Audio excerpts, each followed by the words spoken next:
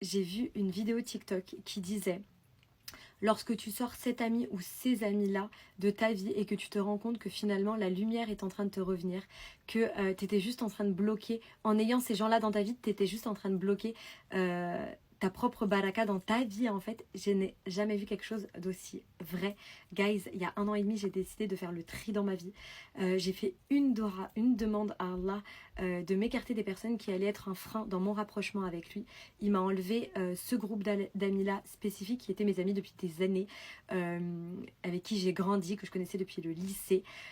Comment vous expliquer il m'a fait voir devant mes yeux le manque de respect que finalement ils ont toujours eu à mon égard, le manque de considération qu'ils ont eu aussi, dont une personne particulièrement des trois qui, guys, quand je vous dis que cette personne, ce qui est fou, c'est qu'elle m'a toujours causé du tort, ok? Elle a toujours très mal parlé de moi, derrière mon dos aux gens. Elle a toujours médit sur ma personne. C'est-à-dire que si un jour elle m'invitait à un endroit avec ses copains, à la fin d'une conversation que j'avais avec des amis à elle, ses amis me disaient « Oh, truc de fou, mais t'es hyper gentille finalement, Mélissa. » Comme si que j'étais la peste du coin, tu vois. Comment elle me vendait aux gens, etc. Et à chaque fois, j'ai mis l'exemple de personnes de son entourage qui venaient voir et qui me disaient trop bizarre, genre t'es hyper gentil en fait, je comprends pas, tu vois. Et c'est juste parce que j'ai appris avec le temps qu'elle parlait très mal de ma personne, qu'elle me rabaissait, qu'elle m'humiliait. Dans mon dos, j'ai toujours dit c'est une personne qui m'a rabaissée dans mon entièreté et qui a entaché mon nom de famille, tu vois. Et Allah m'a montré foncièrement parce que en fait j'ai jamais réussi. Finalement, par amour pour elle, par amour de notre amitié, quand ça fait plus de 10 ans que t'es amie avec cette personne-là, t'as du mal à t'en détacher, etc. Mais c'est comme si, vous voyez, celle que je suis devenue aujourd'hui, hyper healthy, qui fait attention à sa santé mentale, qui fait attention à sa santé physique, qui fait attention à ses fréquentations, qui fait attention à ses sorties, qui fait attention à son énergie, en fait, tout simplement, qui prend soin de sa tête, de son corps, de son esprit, de son âme en soi. Ça faisait des années que je rêvais d'être comme ça, mais que je n'arrivais pas. Ça arrivait si facilement et naturellement à l'instant T où je l'ai sorti de ma vie, où je les ai sortis de ma vie. C'est-à-dire que finalement, Allah me bloquait ça parce qu'ils étaient encore là. C'était pas possible en fait d'avancer. Moi, je parle aussi de taux vibratoire, tu vois. En gros, il y a des gens qui ils vont vibrer sur un taux. En fait, une fois que toi, tu as franchi un cap, ok, ces personnes, ils l'ont pas encore franchi, ils n'ont pas compris encore. Ils sont encore trop... ils sont pas dans la même compréhension que toi. Donc toi, tu sais, ton cap, ça y est, t'as glow up, tu vois. En gros, Dieu, il te fait il te débouche un step, tu vois. Toi, t'es à ce stade-là. Tu peux plus, en fait, vibrer avec eux.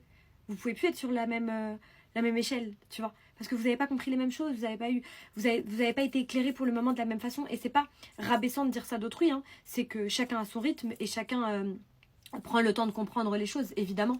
Mais pour vous dire, c'est que vraiment, depuis que je suis sur ce taux vibratoire-là, en tous les cas, ma vie va tellement mieux, mais tellement mieux. C'est-à-dire que déjà, il n'y a plus de médisance autour de moi. Jamais, vraiment. Quand je vois mes amis, on discute de nos vies, on se raconte nos projets, on s'élève ensemble, elles m'aident beaucoup par rapport à moi, mes projets aussi professionnels, parce que je suis dans l'auto-entrepreneuriat. En vérité, c'est dur là ce que je suis en train de faire, je suis un peu à droite, à gauche, etc. C'est nouveau, c'est pas dur, c'est que c'est nouveau pour moi. Mais elles m'aident énormément, etc. Tout hyper bienveillante dans des conseils, hyper à me tirer vers le haut tout le temps. On parle de choses intéressantes, on parle de nos dernières expos, je sais pas, on parle de trucs hyper cool. On fait beaucoup de sport, on prend tout hyper soin de nous.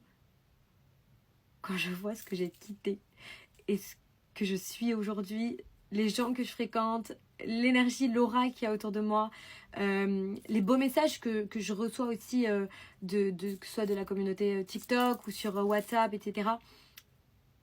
Je me dis, mais c'est impressionnant comment Dieu a réussi à tout me décanter juste après ça. Tu sais, comme si, ok, là t'as vu, t'as compris parce que t'as action-réaction.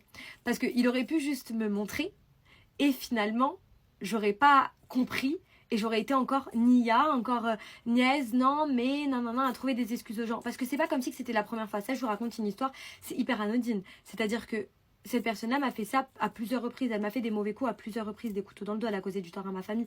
Bref, il s'est passé vraiment à ma famille et à mon compte en banque en plus de toute façon. Elle a fait énormément de choses. Et j'ai toujours pardonné par amour pour cette personne parce que finalement je l'aimais, etc. Mais là, c'est comme si Dieu, il m'avait montré et que j'étais dans une capacité de comprendre. En gros, j'ai pas fait ok comme d'hab et tout. Ok, c'est rien, maybe. Non, non, non. Non. C'était action-réaction. Ok, je vois, j'entends, je comprends. Bye. Vraiment, le lendemain, c'était réglé. L'histoire, elle était réglée. Pendant 1 an et demi, enfin, ça fait 1 an et demi que ça s'est réglé. Et vraiment, je l'ai jamais dit et je le répéterai jamais assez. Elhamdoulillah. Elhamdoulillah. Elhamdoulillah. C'est-à-dire que vraiment, guys, non, moi j'hallucine. J'hallucine. Je vous fais un avant ma vie avec ces personnes, un après ma vie. Vous me dites, Mélissa, ce n'est pas possible. Comment tu as fait, s'il te plaît? S'il te plaît. J'ai juste capté vraiment les. Dieu m'a montré. Pourquoi vous voulez que. Il m'a montré. J'ai fait le topo. Qu'est-ce que ces personnes t'apportent? J'ai pris une feuille. Qu'est-ce que ces personnes t'apportent de positif et de négatif? C'est-à-dire que. Quel est l'intérêt? Et en fait, ce qu'il en sortait, c'était qu'ils sont dans ma vie plus parce que par amour de. Ça fait longtemps. Mais quand je voyais vraiment ma vie avec eux, bah, ils te proposent quoi? Des trucs pas en phase avec celle que toi t'es devenue et encore moins en phase avec celle que tu comptes devenir. Donc, pourquoi tu veux les garder dans ta vie? Il y a une phrase qui m'avait traumatisée pour vous dire à quel point ça allait loin, ces histoires, et à quel point j'étais utilisée dans des trucs où j'avais même pas conscience. Il y a une fois, ça m'avait traumatisée. On était dans un café avec ces personnes-là, ok? Une des filles, en fait, elle voulait sortir, ok? Et à l'époque, moi, je sortais beaucoup, je vous ai dit, je sortais beaucoup, je faisais beaucoup la fête et tout. Et à ce moment-là, je n'avais pas du tout envie de sortir. Moi, j'étais venue boire mon chocolat chaud, je comptais rentrer chez moi à vélo et regarder un film, quoi. Chill, c'était un samedi soir, je n'avais pas du tout envie de sortir. Donc, je viens boire mon petit chocolat chaud avec elle. Et elles veulent absolument sortir. Et en fait, elles essayent à donf de me chauffer, tu vois. Mel, s'il te plaît, please, etc. Je dis non, ok, non, c'est mort. En fait, là, je suis venue, moi, dans ma tête, je ne sors pas. Donc, je vais pour rentrer chez moi. Guys, je vais aux toilettes de ce café. Je sors des toilettes. Je les entends parler. Et une d'elles dit, mais du coup, on va dormir où si Mélissa, elle vient pas? En gros, on me demandait de sortir avec elle parce qu'elle savait que bah, moi, chez moi, c'est très chill. On peut rentrer un peu tard et tout et dormir à la maison, quoi. En gros, personne ne va rien dire. Quand je vous dis que ça m'a traumatisée, je me suis dit, ah ouais. Et à ce moment-là, j'avais entendu, et t'es en droit de dire à tes amis, mais t'as pété un câble ou quoi? Ça va pas ou quoi ta tête d'utiliser les gens? Et j'avais rien dit, mais c'était resté dans un coin de ma tête. Vraiment, tellement ça m'avait un peu traumatisée, genre. Hein? Tu sais, au pire, tu rentres chez toi, genre, c'est toi qui veut sortir, meuf. Genre. Bref, tout ça pour vous dire, faites attention à votre énergie et captez vraiment les gens. Il y a des vampires énergétiques sur cette terre et foncièrement, c'est des personnes qui sont pas en phase avec eux-mêmes, qui envient les autres, qui peuvent vous envier pour votre lumière, pour celle que vous êtes foncièrement. Je dis toujours, on envie rarement les personnes pour un bien matériel, on les envie pour ce qu'ils dégagent, pour ce qu'ils sont, pour la lumière qui est autour d'eux, pour leurs objectifs de vie, pour leur niaque, pour leur confort en étant eux-mêmes, leur confort en s'acceptant, leur confort en plein de choses en fait. Et c'est de ça que les personnes envient, et c'est des personnes qui sont foncièrement généralement malheureuses avec eux-mêmes, et c'est pour ça qu'ils envient les autres. La jalousie n'est pas née d'hier, l'envie n'est pas née d'hier.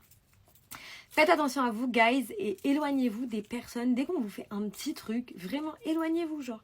Éloignez-vous, parce que ça sert à rien d'accepter par amour, parce qu'une personne qui vous aime et qui vous respecte, elle vous fait pas n'importe quoi.